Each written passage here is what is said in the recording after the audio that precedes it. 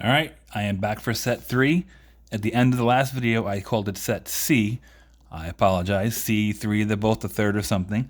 So let's get moving on. Set 3. The first question, which number is between 6 and 4/10 and 6 and 5/10, or 6.4 and 6.5? So I need to figure out 6 and 4/10, 6 and 5/10. What number is going to come in between that? My choices are 6 and 3/10. Well, I know 0.3 is going to be less than that. So 6.3 is going to be somewhere up here. So that can't be it. 6 and 4/100, 6.04. That 0 right there tells me it's going to be less than that. So that one is also up here, smaller than those. So it can't be that one. The other two choices are 6 and 53/100 or 6 and 47/100. So before I even get into that, if I think about this as money, this is $6.04. I can change it to $6.40. So I can add zeros, as many zeros as I need to make this easier to understand and see. So I'm going to do that to both of these. So now I have 6 and 40/100, 6 and 50/100. The question is, what's going to come between 40 and 50? Is it going to be 53 or 47? Well, 53 is bigger than that, so that means 6 and 53/100 is bigger. So the only one left that can fit inside right here is 6 and 47/100, which is choice D. On the next question, what is the perimeter of the parallelogram?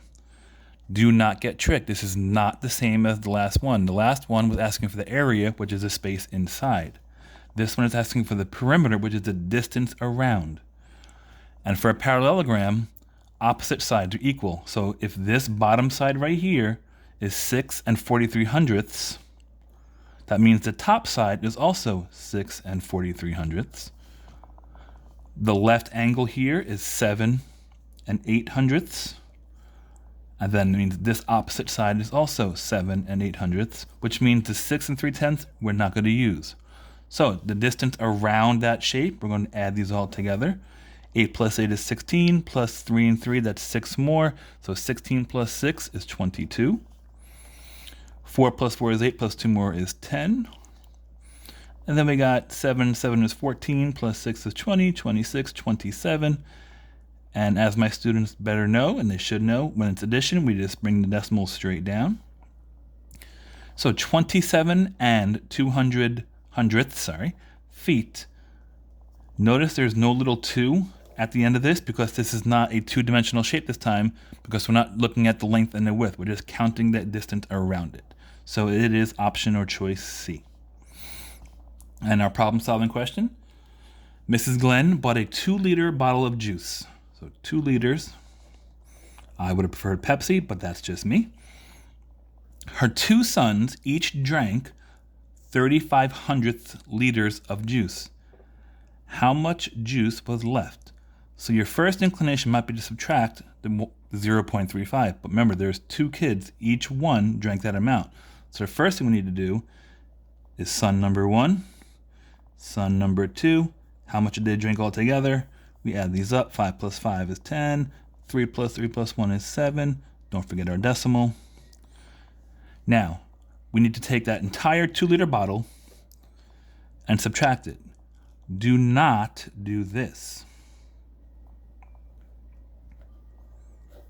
That's a no-no. You'll get the wrong answer.